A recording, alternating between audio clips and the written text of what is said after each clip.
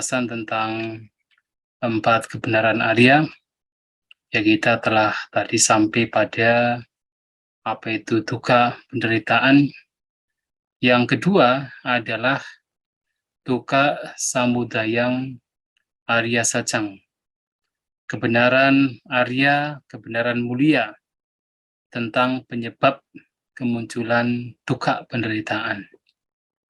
Nah, di dalam Visuddhimagga ada satu definisi.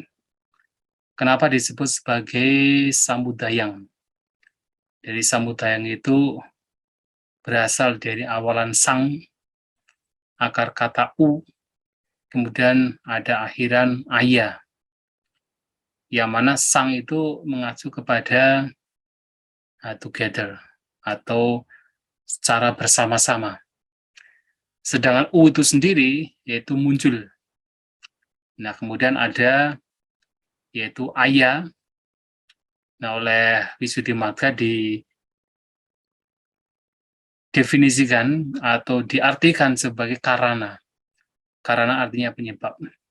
Jadi penyebab munculnya duka penderitaan.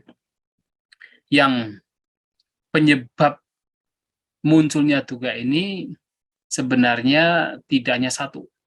Tidak ada istilah sang.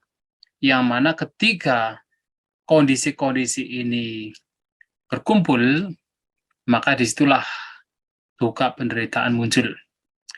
Nah, bagaimana duka ini muncul, penderitaan ini muncul di dalam terutama Dhammacakkappavattana Sutta yang juga menjadi definisi dari apa itu duka samudayang dalam khotbah-khotbah lain. Nah, di sana dikatakan sebagai yayang tanha punubhawika nandiraga sahagata tatra binandini seyatidang kamatanha bawatanha wibawatanha. Ya, yang menyebabkan kemunculan duka penderitaan itu karena adanya tanha. Tanha itu sering diterjemahkan sebagai craving kalau dalam bahasa Inggris. Kemudian di Indonesia secara umum diartikan sebagai nafsu keinginan. Tentu di sini ada nafsu keinginan yang sifatnya ya disertai di sana dengan kotoran batin. Jadi nafsu keinginan yang juga disertai nanti dan raga. Jadi ada nanti, ada raga. Yang tadi di dalam khotbah Awi Asiwisu Pamasutta itu adalah seorang pembunuh yang dengan siap pedang terhunus memotong kepala orang yang sedang lari tadi. Itu adalah nandiraga. Jadi tanha, nafsu keinginan yang disertai oleh nandiraga, kesenangan dan keserakahan, tatra binandini, mencari kenikmatan kesana kemari. Jadi yang menyebabkan seseorang menderita karena apa? Karena adanya tanha, yang di dalamnya juga ada nandiraga, yaitu yang selalu membuat orang itu mencari kesenangan kesana kemari. Nah, di sini ada 3 jenis tanha. Kama tanha, bawa tanha, dan wibawa tanha. Jadi ada keinginan untuk menikmati kesenangan indera, atau nafsu keinginan untuk menikmati kesenangan indera, kemudian nafsu keinginan untuk menjadi atau untuk mempertahankan, kemudian nafsu keinginan untuk yaitu wibawa, kemusnahan, untuk lenyap, untuk tidak menjadi. Nah, 3 nafsu keinginan ini yang menjadi penyebab seseorang mengalami duka penderitaan. Dan kenapa dikatakan di sini sebagai sang? Jadi ada istilah samudaya yang tadi saya sampaikan. Ada sang. Ya karena memang penyebab seseorang mengalami duka penderitaan kan memang tidak hanya satu penyebab. Tidak hanya tanha. Tidak hanya nafsu keinginan. Nafsu keinginan itu sendiri juga muncul karena berbagai macam sebab. Kalau kita kembali merujuk kepada Padicca Samuppada, tanha itu sendiri muncul karena vedana. Nah, vedana sendiri muncul bukan tanpa sebab. Vedana muncul karena adanya salayatana. Adanya Pasa maksudnya. Nah, pasa itu sendiri muncul bukan tanpa sebab. Pasa muncul karena ada salayatana, 6 landasan indera. 6 landasan indera juga muncul karena sebab lain, yaitu nama rupa, batin dan jasmani. Batin dan jasmani muncul karena winyana kesadaran. Winyana muncul karena sanggara, bentukan-bentukan perbuatan.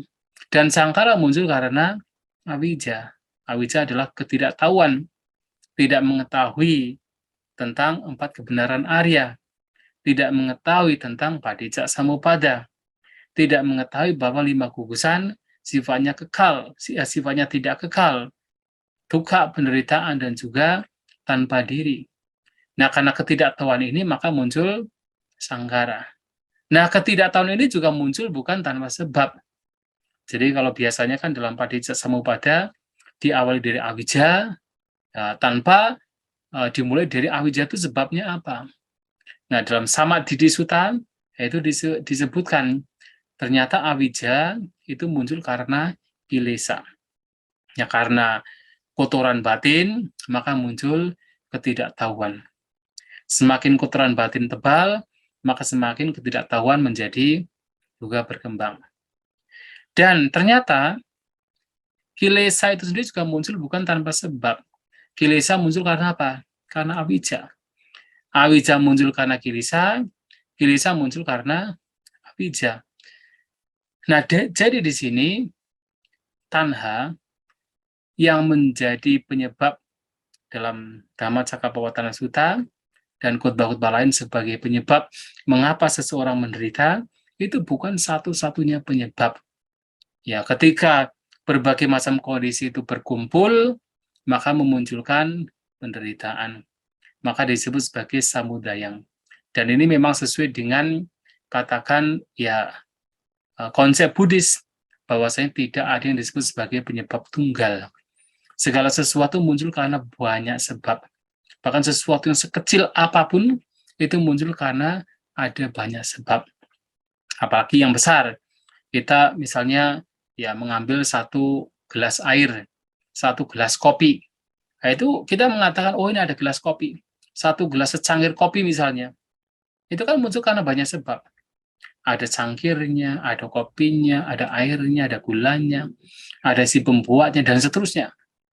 Nah, karena banyak sebab, maka disebut sebagai sang. Muncul bersama dengan ya faktor-faktor lainnya yang membentuk.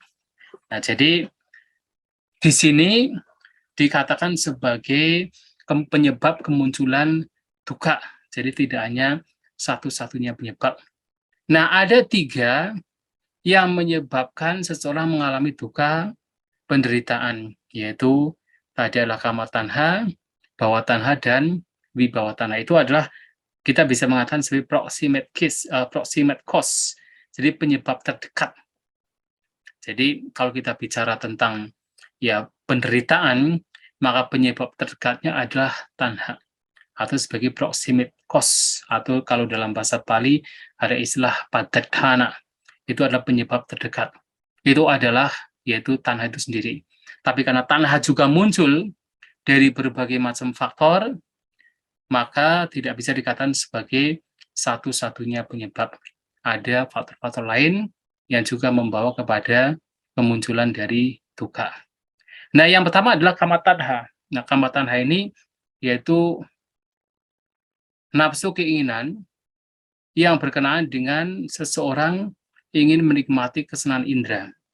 Jadi kalau suatu saat bisa katakan membaca atau katakan menyelidik ke dalam salah satu khotbah yaitu Alagadu Pamasuta. Nah, di sana menarik sekali karena ada seorang biku pada zaman Sang Buddha yang melihat bahwa kesenangan indera itu bukan sebagai penyebab dukkha. Nah, di sana Sang Buddha dan para siswa Sang Buddha sudah memberikan berbagai macam cara untuk meluruskan pandangan yaitu biku tersebut. Nah, biku tersebut bernama Bante, yaitu Arita, biku Arita. Nah, biku Arita ini mengatakan kepada para biku lain, sejauh saya memahami ajaran Sang Buddha, yang dikatakan sebagai bukan antarayika atau bukan rintangan, ketika seseorang berasosiasi dengan hal tersebut, itu sebenarnya bukan masalah. Itu bukan rintangan. Jadi, yang Sang Buddha mengatakan sebagai rintangan, itu bukan rintangan ketika seseorang berasosiasi. Yang dimaksud dengan rintangan di sini, yang dalam khotbah tersebut disebut sebagai antarayika dhamma, itu adalah kesenangan indera. Karena apa? Biku Arida ini punya alasan juga. Alasannya adalah dia itu melihat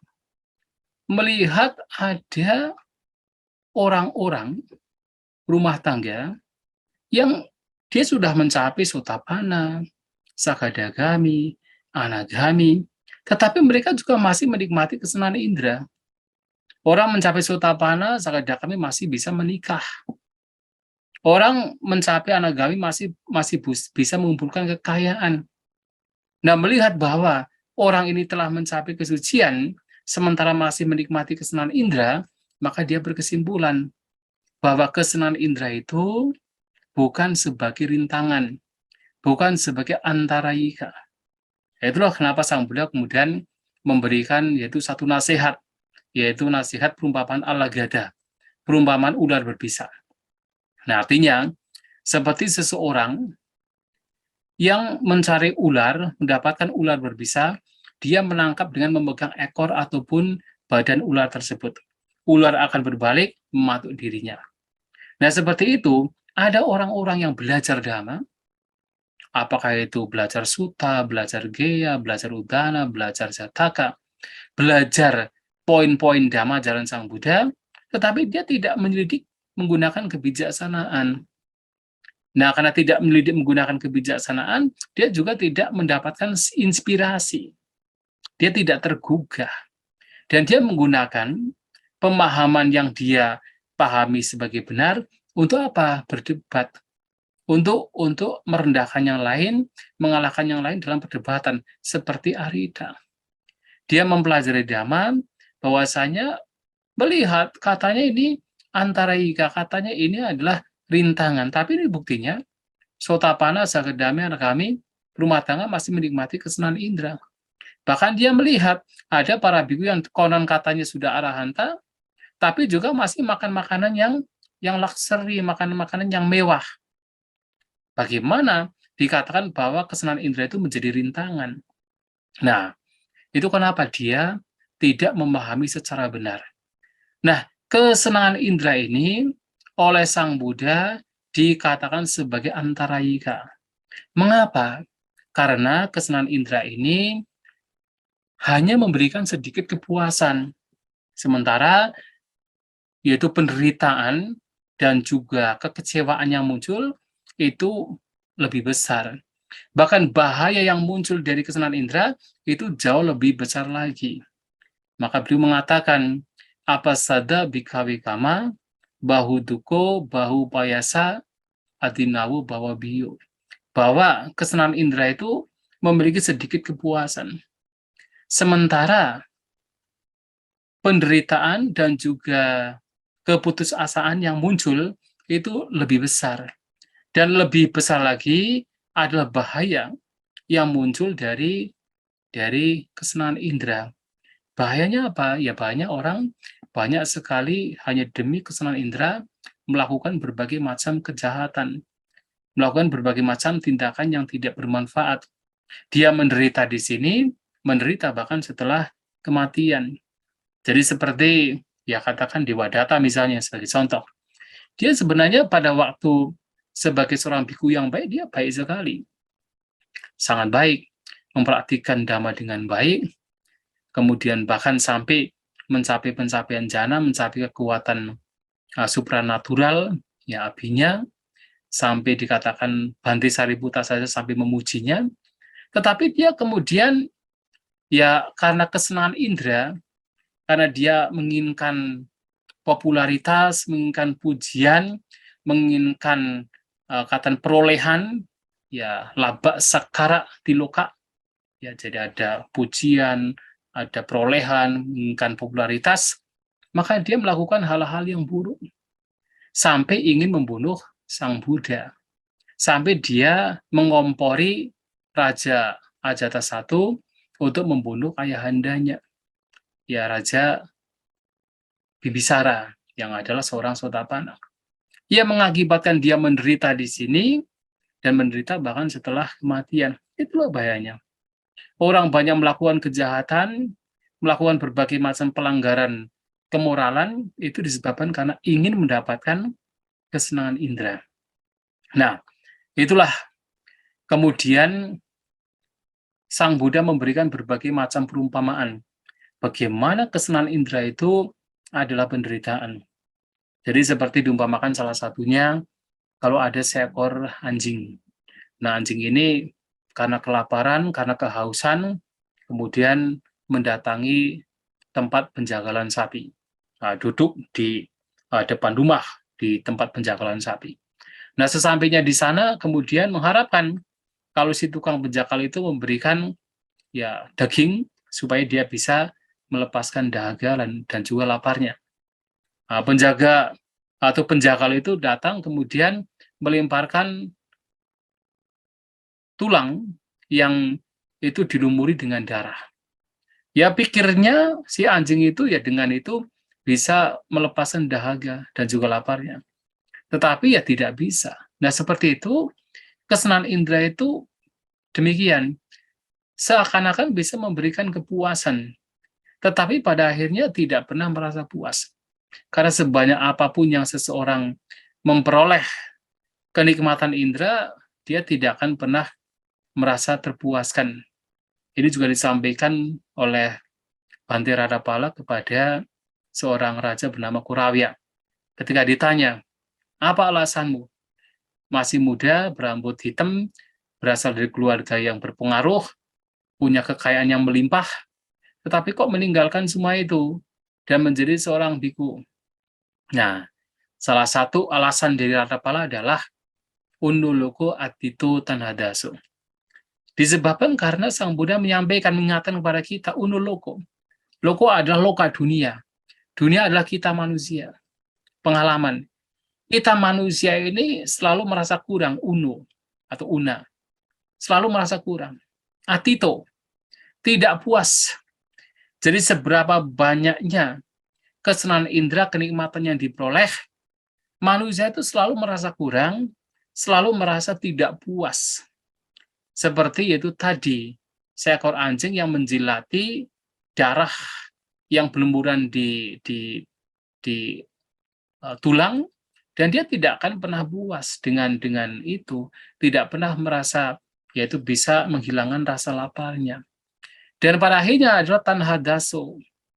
Kalau orang sudah begitu dipengaruhi oleh kesenangan indera, hanya mencari hidupnya adalah untuk hanya sekedar mencari kesenangan indera, ya pada akhirnya dia menjadi budak dari tanha, budak dari kesenangannya sendiri atau keinginannya sendiri, nafsu keinginannya sendiri, dan menderita.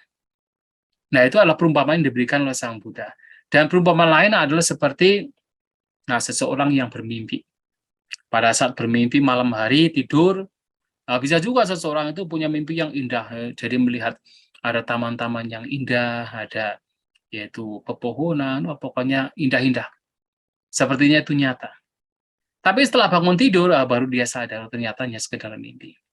Nah, seperti itu yang namanya kesenangan indera juga sama. Itu seperti mimpi. Seakan-akan apa yang dimiliki itu sesuatu yang nyata, tapi pada akhirnya juga ditinggalkan. Antara apa yang dinikmati tadi pagi hari dengan mimpi tadi malam pada akhirnya juga sama. Semua dilewati, seperti mimpi saja. Jadi yang tadi malam kita bermimpi, dengan tadi pagi kita makan yang katanya enak, itu juga seperti mimpi sama saja. Nah, seperti itu. Nah, kenikmatan indera juga sama seperti itu. Dan juga kenikmatan indera diumpamakan seperti seseorang yang pergi ke satu tempat kemudian mendapatkan ada satu pohon yang penuh dengan buah. Nah, dia naik pohon tersebut untuk mendapatkan buah-buah yang ada di pohon. Tetapi kemudian ada seseorang lain lagi yang datang melihat, ada pohon dengan banyak buahnya. Wah, daripada susah-susah. Nah, kemudian pohonnya itu dipotong dari bawah tanpa melihat bahwa di atas itu ada orang lain. Apa yang terjadi? Yang memberikan penderitaan.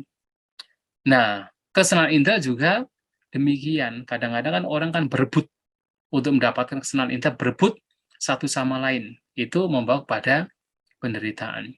Atau diumpamakan seperti seekor elang, yang mana dia mendapatkan satu potong daging, dan dia membawanya ke angkasa, tetapi ada banyak elang lainnya yang ketika melihat elang tersebut membawa daging, wah dia akan mengejarnya juga, bahkan akan mencapik-capiknya elang tersebut kalau tidak dikasih. Dan kalau elang tersebut tidak melepaskan dagingnya, dia akan menderita sendiri. Nah, seperti itu nafsu keinginan, kesenangan indera juga sama. Yang mana itu sebenarnya membawa kepada duka, penderitaan. Ya seperti tadi, orang itu selalu bersaing hanya untuk mendapatkan kesenangan indera. Yang kalau tidak hati-hati dalam persaingan tersebut, yang ada adalah penderitaan. Nah, berbagai macam cara telah diberikan oleh Sang Buddha untuk menunjukkan bahwa kesenangan indera itu membawa kepada duka, membawa kepada penderitaan. Apalagi kalau kemudian sudah hidup hanya sekedar untuk bersenang-senang, ya orang tidak akan pernah merasa puas. Diibaratkan seperti kalau seseorang ini minum air garam, dia haus, dahaga, kemudian minum air garam. Dengan pikiran, dengan minum air garam tersebut, dahaganya hilang. Tapi semakin dia minum, ya semakin dia menjadi haus. Dahaganya tidak akan pernah hilang. Itulah kesenangan indera. Maka kamat tanha, nafsu keinginan itu menjadi penyebab yang memunculkan berbagai macam penderitaan. Nah, itu adalah yang pertama. Yang kedua adalah bhawa tanha. Nah, bhawa tanha ini adalah keinginan yang sifatnya adalah untuk menjadi. Menjadi di sini kalau kita bicara tentang bhawa, itu kan ya artinya kemenjadian dalam konteks ya ingin hidup, ingin terlahir. Apa terlahir di alam ya katakan kama bhawa, atau terlahir di alam rupa bhawa menjadi Brahma, di alam rupa Brahma, atau terlahir di alam arupa bhawa atau menjadi arupa Brahma. Nah, itu adalah keinginan untuk terlahir. Selama di situ ada keinginan untuk terlahir, ya di situ ada kotoran batin dan di situ ada penderitaan. Itulah kenapa bahkan seorang anagami yang walaupun lima belenggu telah dihancurkan, karena belenggu keinginan untuk terlahir di alam rupa dan arupa belum dihancurkan, ya masih dia harus mengalami kelahiran, mengalami penderitaan. Ya walaupun tidak semenderita orang putujana karena sudah anagami. Tapi selama itu adalah sangsara, itu adalah berkondisi, itu bagian dari duka, bagian dari penderitaan. Dan itu disebabkan karena salah satunya masih ada keinginan untuk terlahir di alam rupa ataupun arupa Brahma. Nah, tetapi di dalam kitab Luasa juga ada penjelasan. Kalau seseorang misalnya nih, seseorang ini mendapatkan kesenangan indera. Jadi dia mendapatkan apa yang dia inginkan. Ketika dia punya keinginan untuk mendapatkan kesenangan indera tersebut, itu adalah kama tanha.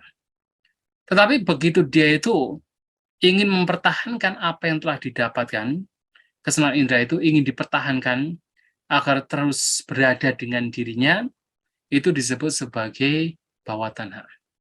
Itu juga ada penjelasan demikian.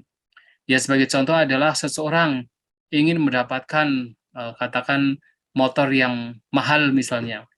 Ketika ada nafsu keinginan demikian, itu adalah kama tanha. Dan ketika dia ya menikmatinya, berkeinginan untuk menikmati itu kama tanha. Nah, begitu kemudian mendapatkan dan dia mencoba untuk mempertahankan, ada keinginan untuk mempertahankan, keinginan untuk supaya tetap berada dalam situasi yang dia anggap menyenangkan itu adalah bhawa tanha. Nah, jadi tidak hanya sekedar seseorang ini katakan yaitu ingin terlahir, di alam apakah kama bawa, rupa bawa, atau arupa bawa. Bahkan ada keinginan untuk mempertahankan saja apa yang dianggap sebagai menyenangkan, mempertahankan kesenangan indera saja, itu adalah bawa tanha. Nah, sementara itu wibawa tanha itu mengacu kepada yaitu penolakan, ada keinginan untuk menolak.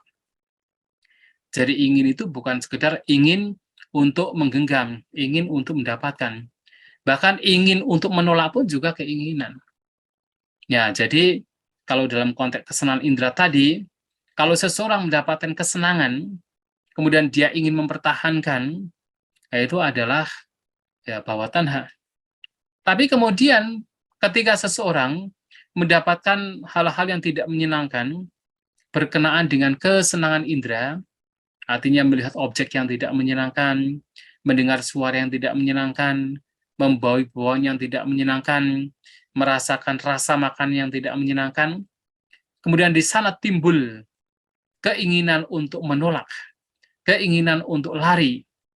Nah, itu juga adalah tanha, yang di sini adalah wibawa tanha. Nah, jadi itu adalah wibawa tanha.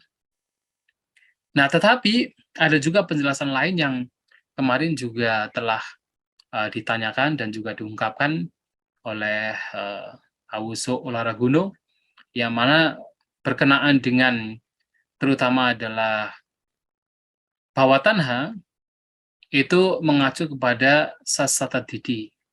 Avi bawa tanha mengacu kepada ujeta didi. Ya bisa demikian juga.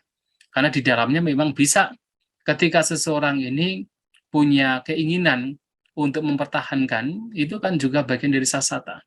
Kalau orang ini punya pemahaman atau pandangan, jadi sasata didi itu adalah pandangan bahwasanya ada sesuatu yang kekal, ada sesuatu yang terus eksis, ada sesuatu yang terus ada sepanjang masa, dan itu adalah entitas, itu adalah roh, itu ada self. Nah, ketika ada pandangan demikian, dan pandangan tersebut juga membawa kepada yaitu pikiran demikian, perilaku demikian, keinginan demikian, ingin tetap berlangsung, tetap eksis, tetap katakan ada, ya seperti yang Sang Buddha menyampaikan di dalam ini juga khutbah Alagadu Pamasuta, yang mana ada 6 jenis pandangan tentang self, tentang diri, yang dikatakan sebagai keberadaan adanya diri, ada self, yang salah satunya juga adalah bahwa soloko soata, katakan soloko soata, kemudian avi parinama, artinya bahwa dunia ini adalah diri, dunia adalah pengalaman kita atau panca kanda kita adalah diri, self, dan diri ini akan kekal sepanjang masa.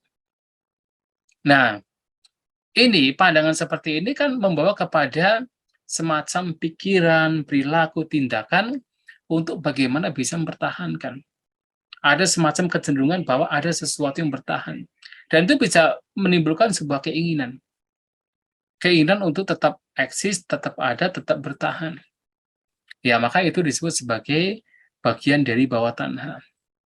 Tetapi kemudian, kalau seseorang punya pandangan tentang ujedawada, jadi ujedawada itu adalah pandangan bahwa setelah kematian itu tidak ada kelahiran.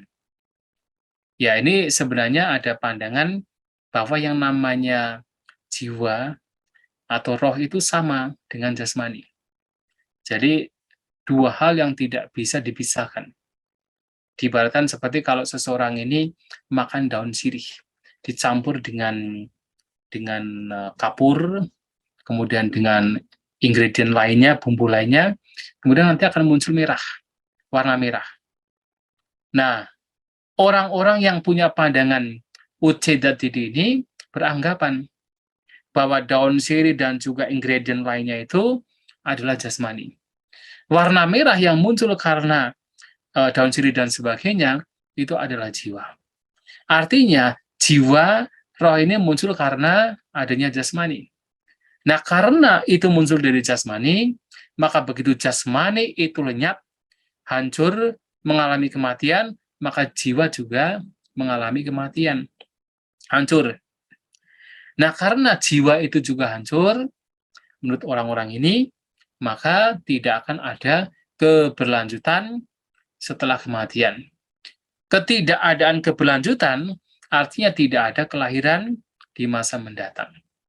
Nah, karena tidak ada kelahiran di masa mendatang, maka mereka berpikir hidup itu hanya sekali.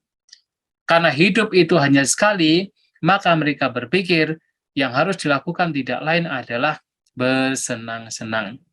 Coba bayangkan, kalau orang itu punya pandangan yang kokoh, yang kuat, digenggam erat, diyakini segenap hati bahwa hidup itu hanya sekali, ya apa yang dapat dia lakukan? Ya mencari kenikmatan sebanyak mungkin. Bahkan seandainya kalau harus berbuat kejahatan, nggak apa-apa. Kalau seandainya harus hutang-hutang, nggak apa-apa. Yang penting adalah happy. Karena hidup hanya sekali. Nah, ini berbahaya. Pandangan seperti ini berbahaya. Nah, Uceda Didi ini ya memang membawa kepada wibawa tanha. Kenapa? Pikirannya adalah ya setelah kematian tidak ada kelahiran kembali, lenyap. Jadi tidak ada keberlanjutan. Maka disebut sebagai Uceda. Uceda artinya terpotong. Tidak ada keberlanjutan. Nah, wibawa tanha yaitu juga bisa terrelasi dengan Uceda Didi. Nah, apapun itu, apapun bentuk nafsu keinginan, itu adalah penyebab penderitaan. Ketika ada tanha, maka tentu akan ada penderitaan. Ada penderitaan, berarti akan ada keberlanjutan. Nah, tanha ini membawa kepada producing, yaitu memproduksi penderitaan, termasuk memproduksi keberlanjutan, yaitu sangsarawada. Seseorang terus berada di alam tumimba lahir. Maka ada sebuah perumpamaan. Bagaimana tanha ini membawa kepada keberlanjutan. Jadi, Sang Buddha menyampaikan bahwasanya diibaratkan seperti bibit. Jadi, kalau bibit itu agar bisa tumbuh, itu harus ada ladang subur dan harus ada air yang menyirami. Bibit ditabur di ladang yang subur, kemudian disiram dengan air. Karena bibitnya bibit yang bagus, kemudian ladangnya juga subur, ada air yang menyirami, dari waktu ke waktu, maka bibit tersebut akan tumbuh, berkembang, menjadi pohon, berbuah, dan sebagainya. Nah, tetapi kalau kemudian bibit tersebut tidak disiram, tidak mendapatkan nutrisi, ya dia tidak akan berkembang. Nah, seperti itu. Bibit adalah winyana. Ladang itu adalah karma. Sedangkan air itu adalah sneha. Sneha itu adalah sinonim dengan tanha. Atau dengan kata lain, air itu adalah air tanha. Winyana kesadaran ini akan mengalami keberlanjutan, walaupun keberlanjutan di sini jangan diartikan sebagai sebuah entitas yang sama dalam keberlanjutan tersebut, tidak demikian. Nah, tetapi adalah keberlanjutan dalam konteks winyana akan terus berlanjut, muncul lenyap, saling menyambung. Itu disebabkan karena apa? Dikasih air apa? Tanha. Dikasih air nafsu keinginan. Karena winyana ini terus, yaitu dikasih oleh tanha bersama dengan tanha, nafsu keinginan, sehingga memunculkan berbagai macam perbuatan, karma, maka terus mengalami keberlanjutan. Maka tanha ini yang membawa seseorang terus mengalami keberlanjutan. Nah, hanya ketika tanhanya lenyap, maka winyana juga menjadi kering, menjadi mati. Nah, kalau winyana, katakan tanhanya lenyap, winyana juga lenyap, atau kata winyana juga tidak mengalami keberlanjutan di masa mendatang, itulah kenapa seorang arahanta, walaupun mereka masih melakukan perbuatan atau aktivitas, perbuatan mereka tidak disebut sebagai karma, tetapi kiriya. Karena apa? Karena sudah tidak disertai oleh tanha. Sudah tidak ada tanha, maka tidak disebut sebagai karma, tetapi kiriya. Nah, tetapi sebenarnya perbuatan, hanya saja karena tidak ada air tanah, maka tidak ada kemampuan untuk berlanjut membawa kepada buah di masa mendatang. Maka itulah tanha ini harus dilenyapkan. Tetapi kemudian ada beberapa orang yang berpikiran, nah kalau kemudian yang menyebabkan penderitaan itu adalah tanha, nafsu keinginan, lantas bagaimana? Kita kan hidup. Kalau tidak ada keinginan, bagaimana kita bisa berkembang? Bagaimana kita bisa hidup? Ya tentu kita harus bagaimana mereduksi keinginan secara bijak. Karena ada beberapa keinginan yang sebenarnya masih kita butuhkan. Ya seperti misalnya ketika para Awuso ingin katakan sekarang menjadi seorang bhikkhu Upasambata, itu kan berangkat dari sebuah keinginan juga. Ketika seseorang datang ke tempat retreat meditasi, berjuang dalam meditasi, itu juga datang berangkat dari keinginan, ingin mengikuti retreat meditasi. Ketika seseorang datang ke biara rumah tangga, kemudian berdana kepada para bhikkhu, itu juga muncul dari apa? Keinginan.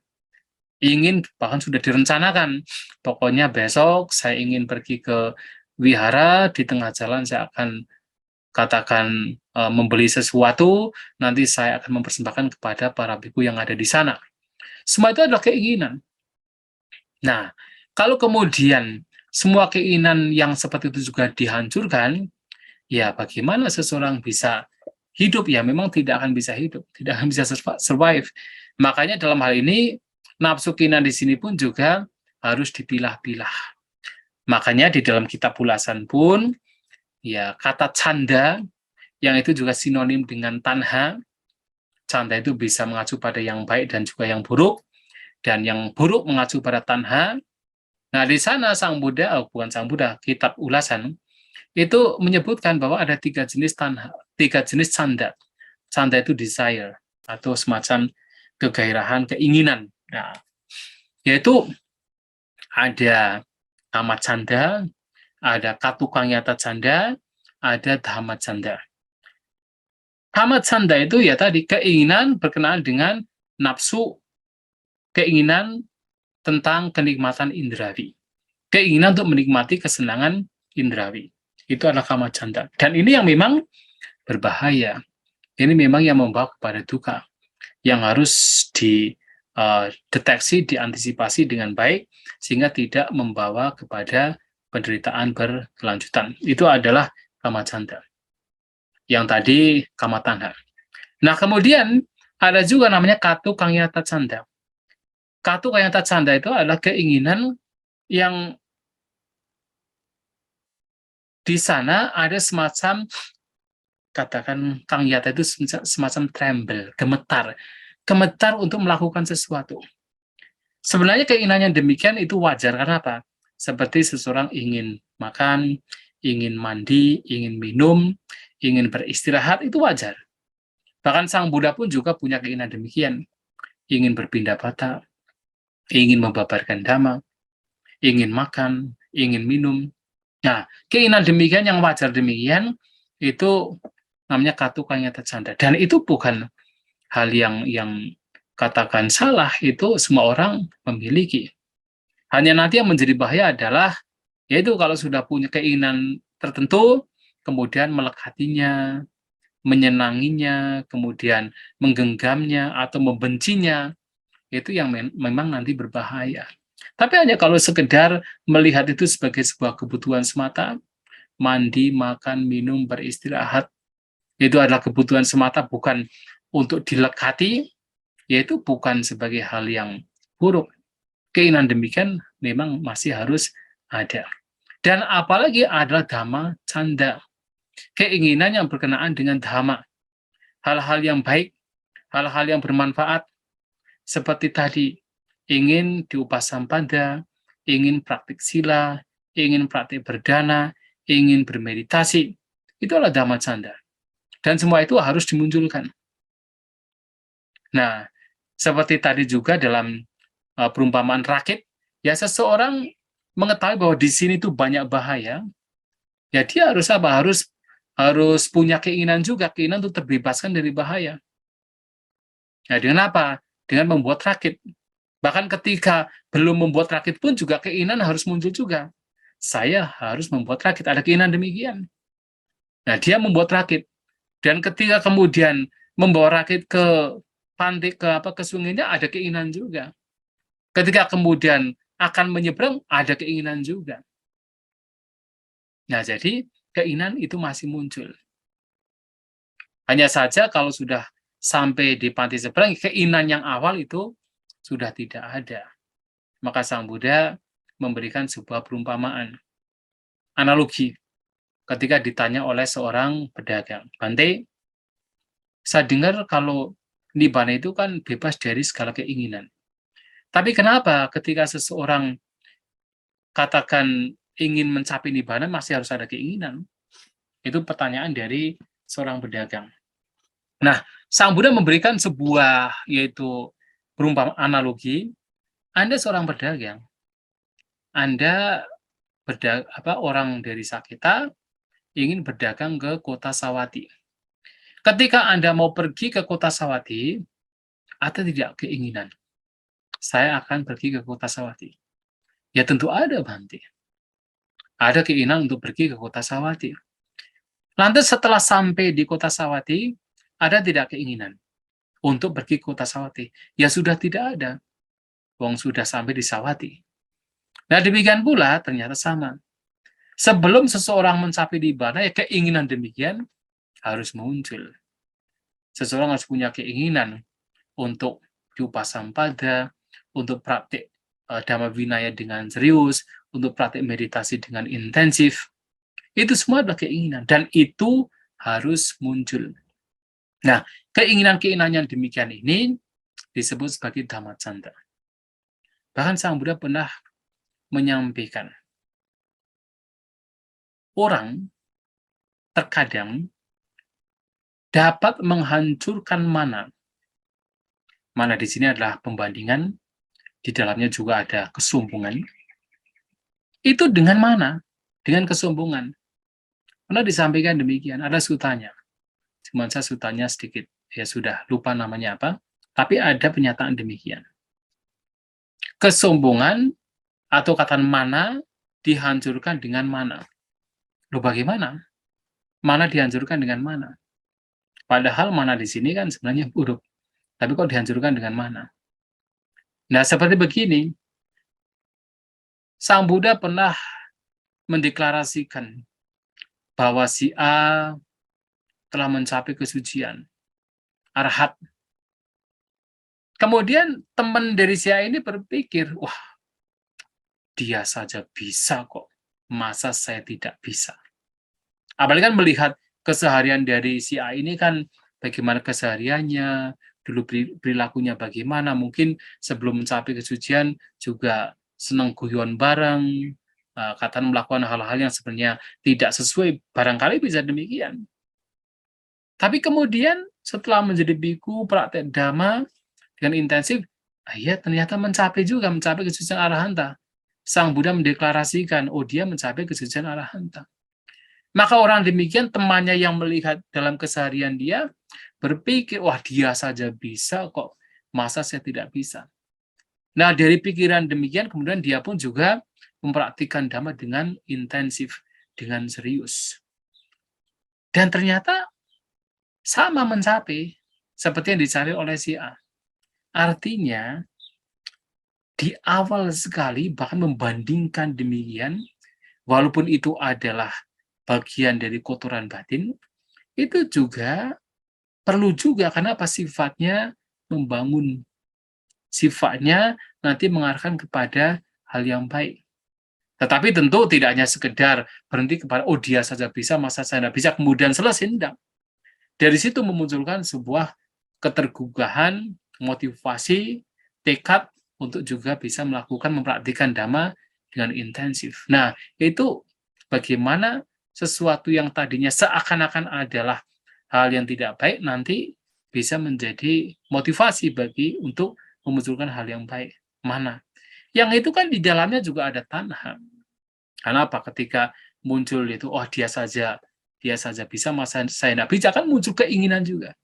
Muncul keinginan untuk melakukan seperti yang dilakukan oleh orang tersebut, oleh ya katakan si A yang dikatakan mencapai kesucian arahanta oleh Sang Buddha. Nah, disinilah katakan nafsu keinginan pun atau keinginan pun juga tidak kemudian semuanya itu harus ditinggalkan, ya, tetapi keinginan-keinginan yang sifatnya membangun, yang baik, yang bermanfaat, itu juga harus dimunculkan. Walaupun nanti setelah itu semua itu diperoleh, ya, itu juga nanti harus ditinggalkan. Seperti dhamma kan diperoleh. Seperti rakit tadi kan, rakit kan dhamma. Nah, itu dibuat, dikumpulkan, digunakan untuk menyeberang, tapi setelah kemudian sampai di pantai seberang, ya itu juga ditinggalkan. Tapi sebelum itu kemudian jangan kemudian, oh dhamma pun juga harus ditinggalkan, kemudian sebelum membuat dhamma, sebelum mengembangkan dhamma, sudah ditinggalkan. Ya, apa yang ditinggalkan kalau belum memiliki? Ya, jadi harus memiliki dulu baru kemudian bisa ditinggalkan. Nah, seperti Arida kan berpikirnya bahwa ya tadi kesenangan indera itu bukan sebagai rintangan, padahal pada akhirnya dhamma itu ditinggalkan, apalagi yang bukan dhamma, apalagi yang hanya sekedar kenikmatan indera itu ditinggalkan. Ya, harus ditinggalkan terlebih dahulu untuk bisa meninggalkan yang lebih fine atau lebih tinggi, unggul, yaitu yang katakan yang rendah-rendahan itu harus ditinggalkan terlebih dahulu. Nah, seperti itu, keinginan-keinginan yang sifatnya membangun, bermanfaat itu tetap harus dimunculkan supaya hal-hal yang baik itu bisa berkembang. Nah, ini juga penting untuk kita pahami, untuk kita ketahui.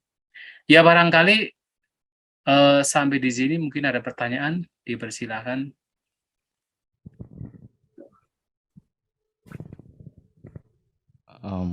Wandami Bante. Ya, baik. Tadi di awal pelajaran ini saya sudah ada pertanyaan ini Bante. Dinyatakan ini pertama, mohon dijelaskan kenapa UPK dinyatakan sebagai ada bagian ini Bante dari Indriya Bawana Sutta. Etang santang, etang panitang. Nah setelah itu dari pelajaran hari ini dikatakan UPK pun bagian dari dukkha. Jadi ini sebenarnya UPK yang di referensi ini apakah UPK yang sama atau UPK yang kategori klasifikasinya yang berbeda Bante dalam hal ini? Ya. Mohon dijelaskan Bante. Terima kasih. Ya. Ya, UPK itu sebenarnya banyak macamnya. Ya, UPK itu banyak macamnya. Nah, UPK ini mengacu kepada ada UPK yang buruk atau UPK yang masih berasosiasi dengan indrawi atau duniawi. Ada UPK yang berasosiasi dengan dhamma, disebut sebagai niramisa. Jadi UPK yang berasosiasi dengan yang katakan indrawi disebut sebagai samisa, adu kama sukang, vedana. Itu juga bagian UPK. Jadi perasaan yang netral yang berkenaan dengan indrawi atau katakan kesenangan indera atau katakan amisa itu mengacu kepada indrawi atau duniawi, itu adalah juga UPK. Nah, UPK ini harus ditinggalkan. UPK yang seperti ini harus ditinggalkan. Ketika kita melihat objek yang menyenangkan, kemudian kita merasa senang, itu disebut sebagai samisa sukawidana. Perasaan menyenangkan yang masih berkenaan dengan yaitu duniawi. Kenapa indrawi? Kemudian ketika melihat objek yang tidak menyenangkan, muncul perasaan tidak menyenangkan, itu juga samisa dukkha wedana. Jadi perasaan tidak menyenangkan yang masih duniawi. Nah, tetapi kemudian ketika melihat objek, di situ muncul bukan senang dan bukan tidak senang, netral, itu adalah juga samisa. Itu harus ditinggalkan. Nah, bagaimana meninggalkan? Kemudian seseorang memunculkan niramisa vedana. perasaan yang sudah bukan duniawi lagi. Dan ada 3. Ketika melihat objek yang tidak menyenangkan atau katakan menyenangkan atau tidak menyenangkan, kemudian dia merenungkan, merenungkan kapan saya bisa bebas dari semua ini, karena ini adalah duka. Ketika muncul perasaan demikian, jadi ada pemahaman dhamma, kapan saya bisa bebas dari duka ini? Itu adalah duka wedana, itu perasaan duka. Perasaan menderita tidak menyenangkan, tetapi itu dinamisa. Dan itu lebih baik ketimbang yang bahkan samisa, yang perasaan menyenangkan atau perasaan yang netral. Itu lebih baik. Itu patut dikembangkan juga. Tetapi kemudian akan muncul pula perasaan yang bukan duniawi yang menyenangkan. Niramisa sukawidana. Jadi ketika melihat objek, kemudian direnungkan secara dhamma, apakah dengan merenungkan sifat anicanya, dukkha atau anatta, muncul perasaan menyenangkan. Nah, perasaan yang menyenangkan ini yang muncul dari perenungan dhamma, itu baik untuk dikembangkan. Nah, jadi ini baik dikembangkan. Karena apa? Ini juga nanti mengarah kepada spiritualitas pembebasan. Nah, tetapi kemudian ada juga perasaan yang niramisa yang disebut sebagai adukama sukawidana. Jadi perasaan yang netral, yang UPK, yang bukan amisa. Jadi setelah merenungkan ini anicca, ini dukkha, ini anatta, kemudian muncul perasaan seimbang, batin seimbang. Jadi tidak terbawa kepada yaitu kesenangan ataupun penderitaan, batin menjadi seimbang. Nah, ini disebut sebagai niramisa adukama sukawidana. Dan ini juga yang disebut sebagai UPK di dalam Indriya Bhavana Sutta. Ketika dikatakan etang santang, etang panitang, ya didang UPK, ini mendamaikan, ini unggul, yaitu UPK, ini yang dimaksud. Jadi dengan perenungan tentang anicca, dukkha, anatta, muncul UPK, atau dengan kata lain adalah muncul niramisa adukama sukawidana. Jadi perasaan yang bukan senang dan bukan penderitaan, yang bukan lagi duniawi. Karena muncul dari pemahaman dhamma. Ya, ini yang dimaksud. Nah, yang menarik lagi adalah dalam khotbah Sang Buddha, seseorang yang memiliki, katakan, niramisa dukkha wedana, walaupun itu baik ketimbang yaitu tadi yang samisa, atau perasaan-perasaan yang masih sifatnya duniawi, ini pun juga harus ditinggalkan. Perasaan menderita, yaitu katakan, kapan saya bisa bebas dari penderitaan ini? Kapan saya bisa bebas dari hal yang berkondisi ini? Ini menderita. Ini baik, tetapi ini pun juga harus ditinggalkan. Bagaimana meninggalkannya? Memunculkan niramisa sukawidana. Memunculkan yaitu perasaan yang menyenangkan berkenaan dengan yang bukan duniawi. Dilenyapkan dengan itu. Jadi tidak kemudian selalu merasa, katakan, yang menderita, kapan saya bisa bebas, tapi juga munculkan kebahagiaan, tetapi kebahagiaan yang karena dhamma, karena yaitu perenungan dhamma. Tetapi ternyata niramisa sukawidana pun juga harus dilenyapkan. Bagaimana melenyapkannya? Itu dilenyapkan dengan apa? Yang ketiga, niramisa adukama sukawidana, atau dengan kata lain, dengan UPK. Ya, harus dilenyapkan dengan UPK.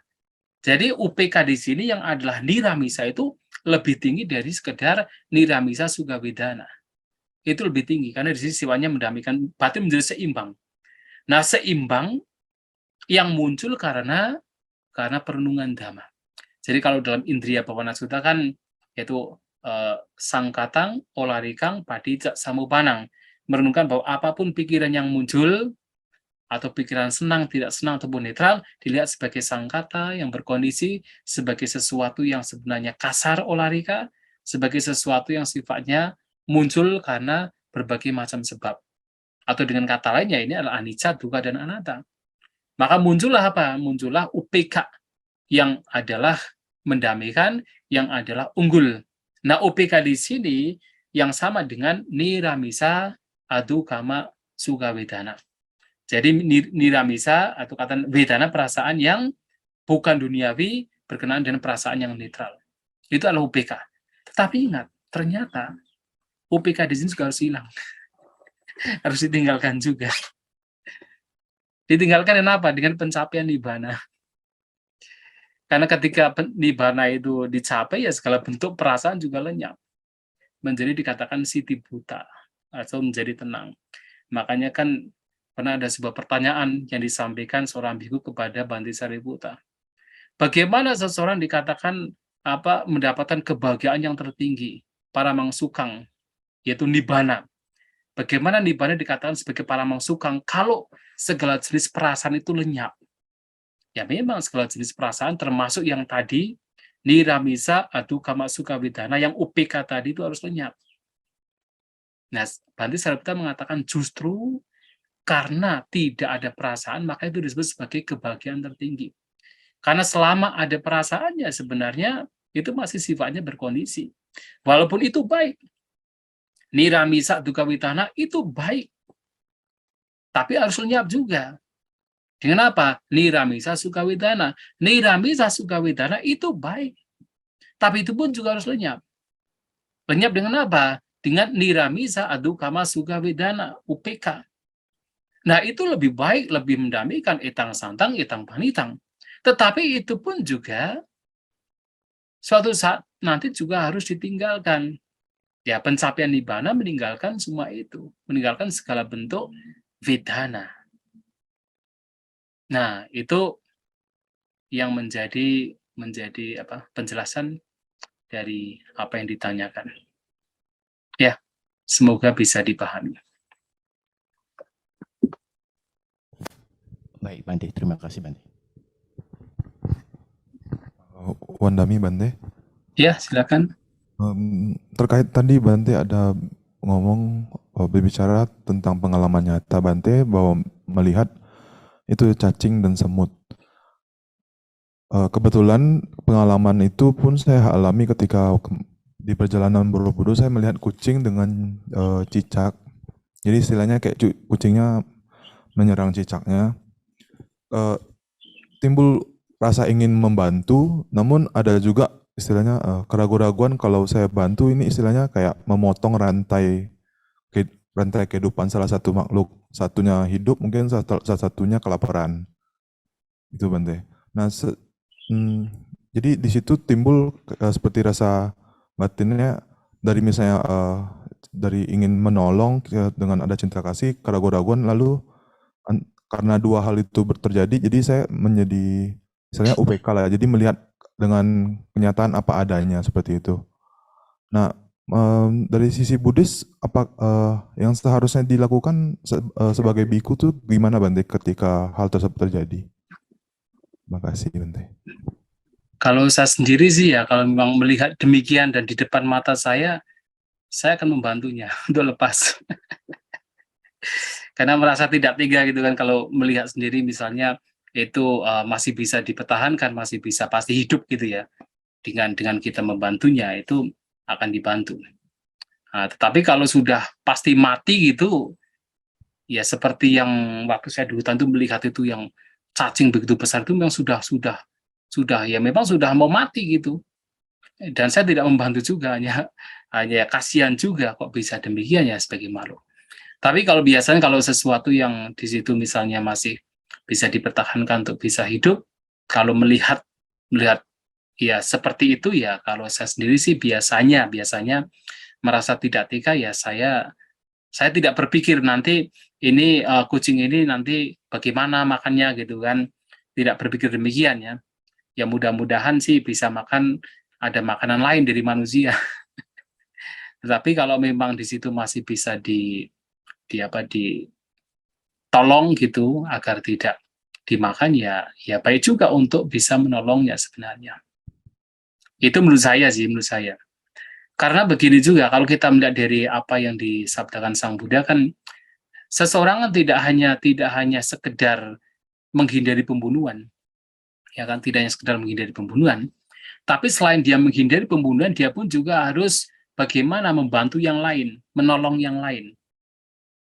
Ya, jadi kalau di dalam khotbah-khotbah Sang Buddha kan tidak hanya sekedar menghindari, tidak hanya menghindari panatipata, tapi juga bagaimana dia juga meletakkan senjatanya, meletakkan tongkat pemukul, dia hidup dengan rasa malu, malu untuk melakukan kejahatan, dia juga hidup dengan apa? Dengan sabab buta hitanu kambi, dengan berkeinginan untuk memberikan kebahagiaan, memberikan hita, yaitu kesejahteraan bagi banyak makhluk, bagi semua makhluk, itu juga harus dikembangkan. Nah, jadi tidak hanya sekedar sifatnya adalah, kalau di dalam kitab ulasan adalah wirati, wirati adalah seperti mengendalikan, tidak melakukan, restraining, tetapi juga adalah carati. Ya, carati itu artinya adalah aktif. Jadi carita, ya, jadi ada wirati dan carita. Wirati adalah mengendalikan, carita adalah aktif. Jadi selain kita itu tidak membunuh, kita pun juga harus menolong mereka yang sedang menderita. Nah, itu juga baik juga sih. Tapi memang ya itu akan masing-masing lah, karena situasi yang berbeda juga kita juga harus dengan kebijaksanaan juga sih untuk menyikapinya.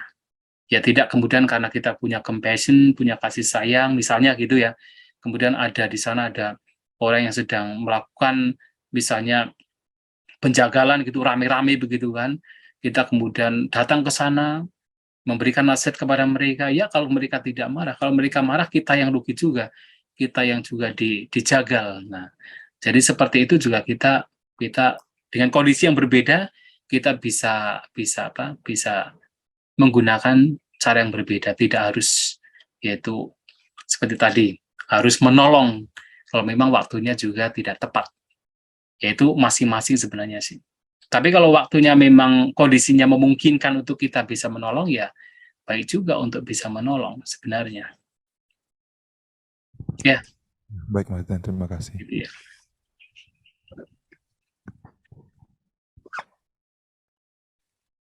Ada lagi yang ingin bertanya?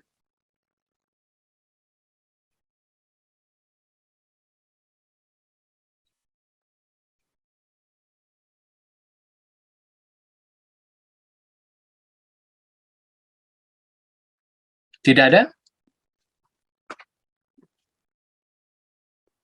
Karena saya tidak melihat. Ya, kalau tidak ada ya kita lanjutkan. Terutama adalah yang ketiga. Kebenaran Arya yang ketiga.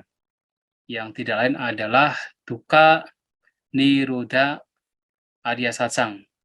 Kebenaran Arya tentang lenyapnya atau padamnya dukkha penderitaan. Dan menarik sekali karena di dalam salah satu, ya terutama dalam kitab ulasan dan juga dalam Visuddhimagga, Bhante Buddhaghose memberikan sebuah definisi, ya, pemotongan kata, pembagian kata. Apa yang disebut sebagai nirodha? Nah, nirodha di sini mengacu kepada awalan ni dan kata rudha. Ni itu artinya tanpa, tidak ada, absence. Sedangkan rodha itu adalah penjara. Ya, jadi artinya adalah nirodha itu bebas dari belenggu, bebas dari penjara, bebas dari penjara dukkha penderitaan. Artinya demikian. Jadi dukkha nirodha Arya Satsang, kebenaran Arya yang di dalamnya mengacu kepada bebasnya seseorang dari penjara dukkha, bebasnya seseorang dari yaitu belenggu penderitaan. Jadi orang yang menderita itu seperti di penjara, seperti dibelenggu. Nah, sehingga di sini ketika seseorang itu terbebas dari penderitaan, penderitaan itu padam, penderitaan itu lenyap, itu seperti bebas dari penjara, bebas dari belenggu penderitaan. Dan itu juga disebut sebagai pembebasan, terbebas dari penderitaan. Nah, dukkha nirodha. Maka secara umum diterjemahkan sebagai bahwa dukkha nirodha arya satsang itu kebenaran Arya tentang padamnya dukkha atau padamnya penderitaan. Nah, padamnya penderitaan di sini tidak lain adalah padamnya tanha, padamnya nafsu keinginan. Jadi kalau seseorang katakan ingin memadamkan, katakan orang menderita, orang sakit, maka untuk memadamkan sakit, untuk melenyapkan sakit, harus melenyapkan sebabnya. Nah, demikian pula yang dimaksud dengan padamnya dukkha, padamnya penderitaan adalah padamnya sebab penderitaan itu sendiri. Maka kalau tadi sebab penderitaan adalah ya yang tanha punubawika nandiraga sagata tatra tatra binandini, yang menyebabkan seseorang menderita adalah karena tanha, nafsu keinginan yang di situ disertai dengan nandiraga, dengan kesenangan dan juga keserakahan. Maka juga seseorang bisa bebas dari penderitaan ketika seseorang juga bebas dari tanha itu sendiri. Ketika seseorang bebas dari tanha, nafsu keinginan, bebas dari nandiraga, kesenangan dan keserakahan, maka disitulah penderitaan juga lenyap. Nah, dalam definisi yang diberikan oleh Sang Buddha, ya di sana dikatakan tasayewa tanhaya asesa viraga nirodha, ya cago parinisago analayo muti analayo. Jadi dengan lenyapnya, padamnya secara total tanha itu sendiri, nafsu keinginan itu sendiri, ditinggalkan, dihancurkan, dibebaskan, tanha itu sendiri, itulah yang disebut sebagai dukkha nirodhang. Lenyapnya, padamnya dukkha penderitaan. Ya, itu adalah dukkha nirodha arya satsang. Nah, oleh sebab itu yang harus dilakukan sebagai seorang katakan praktisi dari ajaran Sang Buddha, praktisi Dhamma, ya tidak lain adalah bagaimana seseorang mengupayakan untuk bisa melenyapkan tanha, melenyapkan nafsu keinginan yang menjadi penyebab dukkha. Tapi harus diingat bahwasanya tanha tidak bisa berdiri sendiri. Karena tanha seperti yang tadi disampaikan, ya tanha juga muncul karena adanya widhana, widhana adanya pasa, pasa adanya salayatana, dan nama rupa, winyana, sangkara, avijja, kilesa. Nah, semua itu adalah hal-hal yang menyebabkan kemunculan dukkha penderitaan. Nah, sehingga ini pun juga harus dilenyapkan. Ya memang ketika seseorang memotong tanha, ya semuanya lenyap. Tapi ketika yang lain-lain ini muncul, yang termanifestasi ke dalam, misalnya kata tertampak, ya terlihat oleh kita sebagai avijja, sebagai sekedar kilesa, bahkan sebagai sekedar perbuatan atau sangkara, itu juga harus bagaimana seseorang membawa badinya untuk bisa melenyapkan penyebab-penyebab yang nantinya membawa kepada penderitaan. Nah, termasuk di sini ya di dalamnya adalah tanha. Nah, upaya kita untuk bisa terbebas dari penderitaan adalah bagaimana kita melenyapkan tanha. Nah, bagaimana kita melenyapkan tanha? Nah, Sang Buddha memberitahukan di dalam 4 kebenaran Arya tersebut, yaitu dengan tidak lain menggunakan jalan mulia berunsur 8 sebagai dukkha arya, dukkha nirodha gamini padipada arya satsang, sebagai jalan yang membawa kepada padamnya dukkha, adalah jalan mulia berunsur 8. Nah, harus mempraktikkan apa itu samadhi, pandangan benar, memiliki pandangan benar, harus memiliki sama sangkapa, pikiran benar, memiliki sama waca, ucapan benar, sama kamanta, perbuatan benar, kemudian sama ajiwa, penghidupan mata pencaharian benar, sama vayama, daya upaya benar, sama sati, perhatian benar, dan juga memiliki sama samadhi, yaitu konsentrasi yang benar. Nah, jalan mulia berunsur 8 ini harus dikembangkan agar seseorang bisa terbebas dari penderitaan, bisa memadamkan penderitaan. Nah, dalam konteks yaitu samadidi. Nah, samadidi, pandangan benar. Nah, biasanya samadidi ini kalau kita mengacu kepada terutama Mahacattharithaka Sutta, nah di sana samadidi itu dibagi menjadi dua secara garis besar, yaitu pandangan benar yang masih ada kotoran batinnya, dan juga pandangan benar yang sifatnya adalah faktor dari sang jalan, maganggang.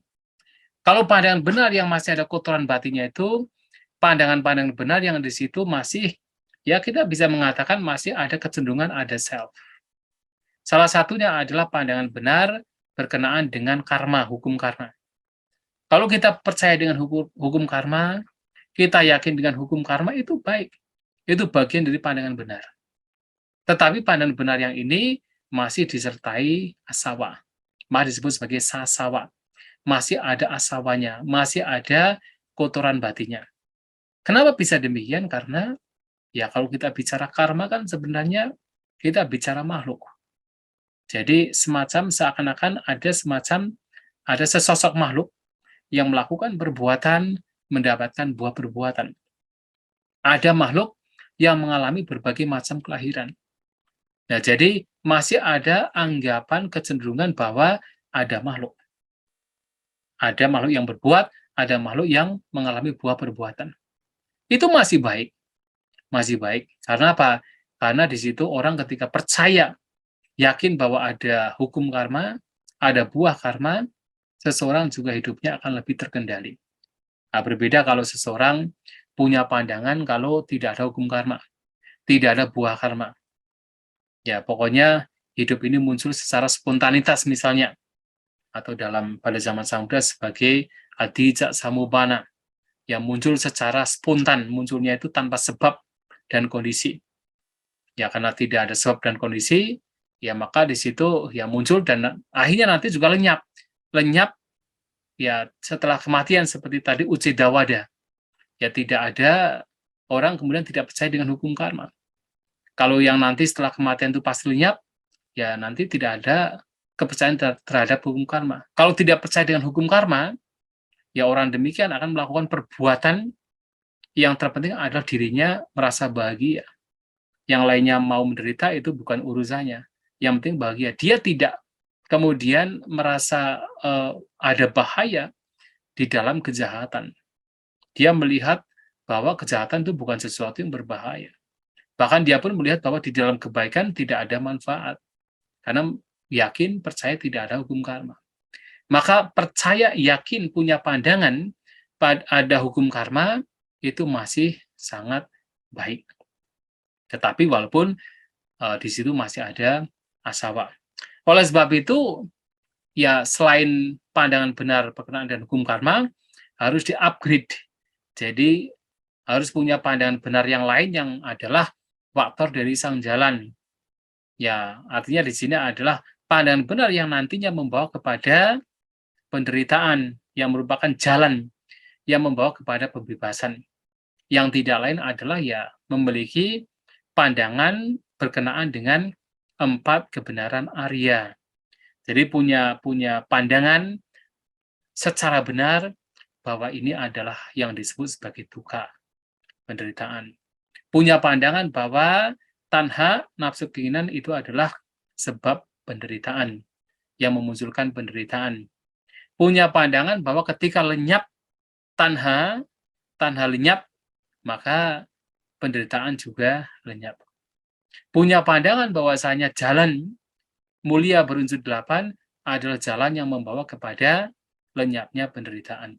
Nah, pandangan yang demikian itu adalah pandangan yang disebut sebagai maganggang atau faktor dari sang jalan. Bukan yang karma-karma itu masih ada asawanya. Maka ketika berbicara tentang karma pun kan ada istilah yaitu kamang kamakaya sangwatadi. Jadi ada perbuatan yang membawa kepada hancurnya perbuatan itu sendiri. Dan perbuatan yang apa? Ternyata tidak lain adalah jalan mulia berunsur 8. Jalan mulia berunsur 8 itu adalah perbuatan yang ketika itu dikembangkan, dan itu adalah perbuatan, itu membawa kepada hancurnya karma. Hancurnya karma adalah hancurnya penderitaan. Nah, sehingga di sini ya selain punya pemahaman tentang karma itu adalah baik, tapi juga harus punya pemahaman tentang 4 kebenaran Arya. Nah, selain itu di dalam yaitu terutama samadhi itu penting sekali. Di sana ada banyak hal yang dikatakan sebagai pandangan benar. Nah, melihat dari katakan istilah samadhi saja, yaitu kan sebenarnya dari kata ya samadhi artinya samadhi sutta, itu kan khotbah tentang pandangan benar. Khotbah tersebut sebenarnya disampaikan oleh terutama Bhante Sariputta ketika beliau ditanya oleh para biku lainnya. Ditanya tentang sebenarnya apa yang pandangan seperti apa yang bisa menyebabkan seseorang menghancurkan segala kotoran batin yang membawa akhir dari segala bentuk penderitaan. Atau dengan kata lain, ada tidak pandangan yang membawa seseorang untuk bisa terbebaskan dari tumimba lahir, mengakhiri duka. Nah, Bhante Sariputta menjawab, oh ada.